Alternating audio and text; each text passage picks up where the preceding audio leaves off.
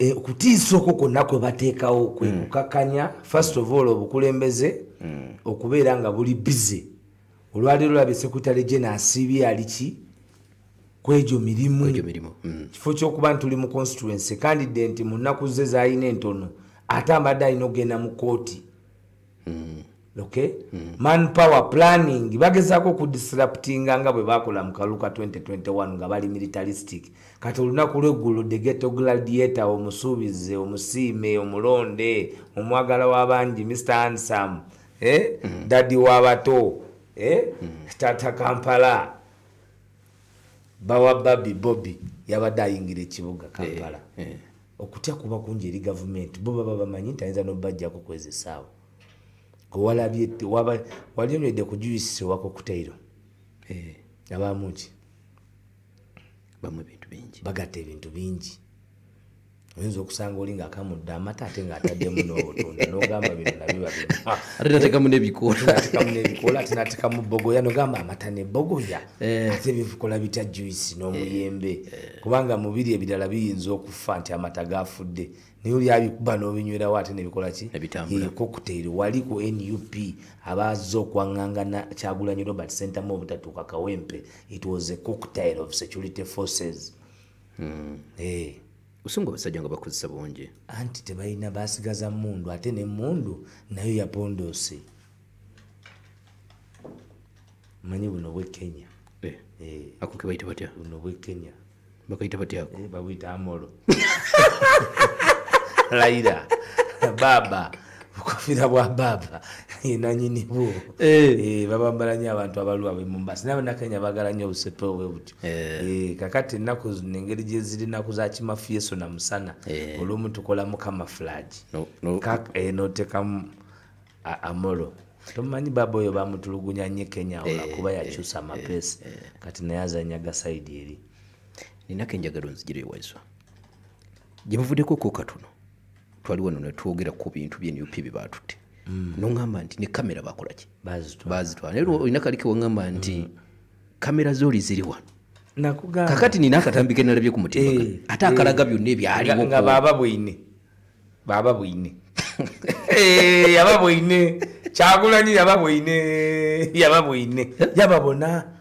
yalikanga alibona kye balikola ate alituwanga ku bwe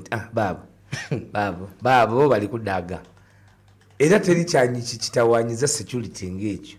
ate oba oyo tekinologi yavuddewa anti kye babuuzi nagamba nti amatatu gonna yakola ki yagalina nakyogerera ku lediyo kiseeno teri mu katabo kaffe muziri ensonga zaffe the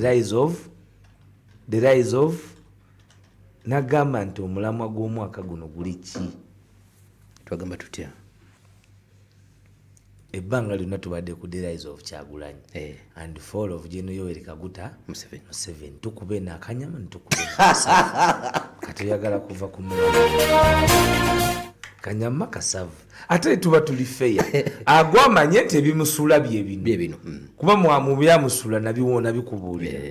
era nenkugamba nti mutabani wo okutuuka nga naye agamba taata mpaamu omwana tetuli muwangula nga toliiwo.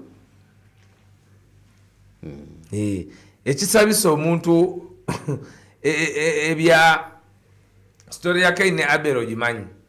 wagisome ya Cain and Abel nzijukizamu kakati omuntu asaba ebyobusika omwana bwajja n'atandika okugamba taata nti nze mpa ebyange nga tonnafa ate ne babimuwa n'abirya tinateeka kitawe kuninga n'atega nti ate nkutta kati bye biriwo byebikola ki kubanga mu bantu tebaliimu ne bw'obanoonyaawa genda ekawempe ekiri ekawempe omanyi abantu owenaalemu bamukoze kye bayita the quiet approach. Mu politics tulina time gye bayita tulina kye bayita the quiet approach of voters in democracy ti abanyigirizibwa batuuka olw'okuba nti mubataddeko obumbula ne bakutunulira butunuzi ne basirika bojja ne basekamu kubanga tebamanyi oboze namundu meka kakakiraga kati byebiri ekawempe webalaba nambi ate nambi mumanyi naga nti mumanyi naga nti famire ya Kigongo ewaayo sikonkona pozi kati simanyi nnaku zino naye era ne bakola batya era mbanga tumanyiganye simanyi kyamuleseza mu bintu bino kuba ne baganda be tekuli kuba ayinza kumuwagira walabyeyo n'omu baganda banambe njagala ondage nti babiri baabo kyakulabirako nti nambe abadde kyakulabirako gye bali nti bayimiriddeho ku lulwe okujjako bwe batuula mu nkiiko nti baagala kunyagulula abantu b'e Kawempe ezo nazo zituula enkiiko era ezitula sizakuwangula nti twetukoze tutya obuwangu tobawulira bali eyo bagaa nti mwe mujja kuwangula naffe tujja kubba can you imagine nga muli mu nsi ng'abakulembera eggwanga abasasula omusaala aba reigning over democracy batuula mu nkiiko ne basajaganya nga banywa emyenge n'okulya emisito nga bagamba nti bagenda kubba okusalawo kw'abannansi ne batamanya nti okubba okwo kutuuka ne kukoma ate ekikwewuunyisa bo beesiga obuwangazi bw'omuntu w'emyaka 8 kati gwe kankubuulire nze saawa zino siyinza kukola kiraamu nga taata wange ye musika wange naye bano bali kujjajja nti ye musika waabwe. It doesn't make sense at all. Era bonna bali kweno impunity, they will be at one time in their lifetime follow suit of the same. Kuba kati ebintu bikyuse gwe kankubulire Kayongo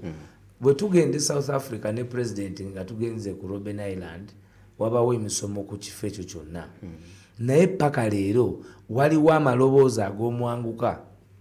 agalowooza nti Nelson Mandela banne abalyamu olukwe bwe atakozesa mukono gwa kyuma ku bantu bano bamusibira mu bwabakabulu abaali babakola ki babafuga obumbula. Kati obukyayi buno bano bwe bataddewo nabo babumanyi babulaba kyova olaba bajjira mu ki mu bukookolo nti asigazza mundu yokka amaanyi g'abantu gamuwangudde amaanyi g'abantu gawangudde gabawangula kati basigaza only the bayonet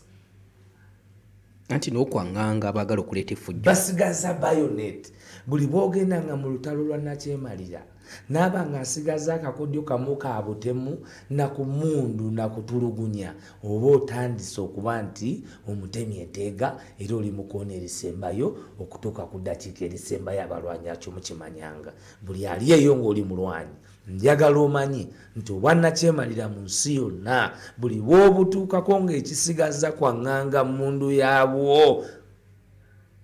oba omaze okutuuka ku buwanguzi kati abantu balwanagana na mundu direct